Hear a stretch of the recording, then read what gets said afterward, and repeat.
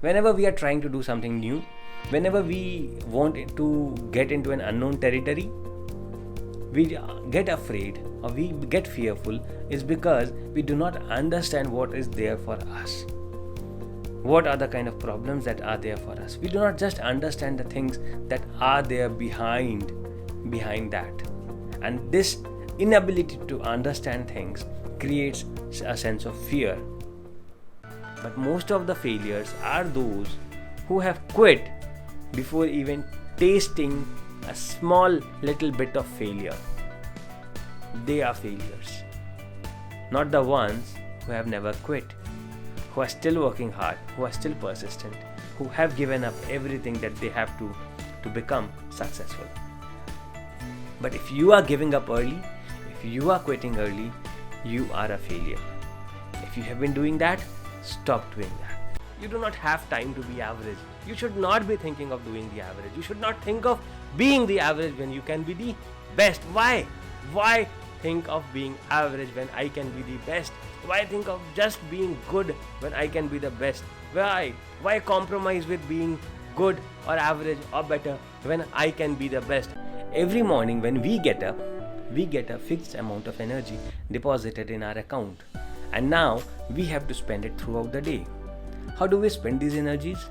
Every time we make a decision, we spend energy. Every time we get into a fight, we spend a lot of energy. Every time we get into a tough decision making process, we spend a lot of energy. Every time we get emotional or we do something that connects with our brain and is emotional about ourselves, we spend a lot of energy. So no matter what we are doing, whether we are trying to choose what to eat, where to spend, what to do with the money, whatever choices we are making throughout the day is making us spend our energy. So what would the best option or way be to save on that energy? You got me right. By making less choices, by selecting fewer things. Businesses or you, whether you are running a business or it's about your life, what is better, competing or dominating? Or how do you compete and how do you dominate? Everybody would choose, or everybody would want to dominate. Whether in business or in personal life, I would love dominating. I would love others to follow me. And how can I dominate? How can I dominate? I can only dominate when I have my goals in front of me and I am running to get those goals.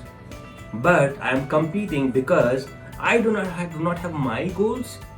I'm actually competing with somebody else who has the goals and he is running to achieve his goal and I'm just following him.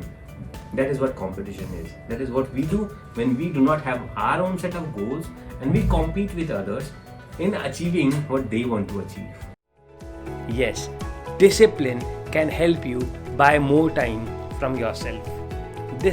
Being disciplined can help you have much more time for yourself than anybody else. In the same 24 hours, in the same set of a day, in the same week, if you are only disciplined about your day, about your week, about your month and about your year, you have 100% more time than anybody else. Maybe 1000% more time than anybody else.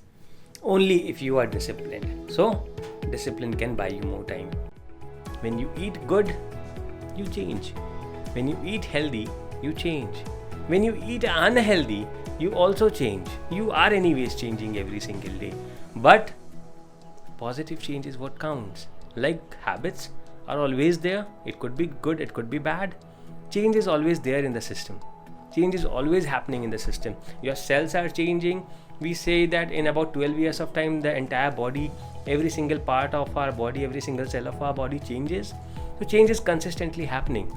Now we need to decide whether those changes would be for the good or for the bad, or it would stay stagnant.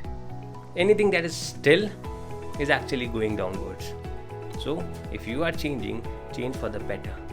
Change to be good, change to be better, change to be the best. Success is not the destination, it is the journey that we live in. We become successful a day of our life, but 364 days of the entire year is what we keep working on it, is the journey that we are making. It's one day that we reach to a point and then move for the next one.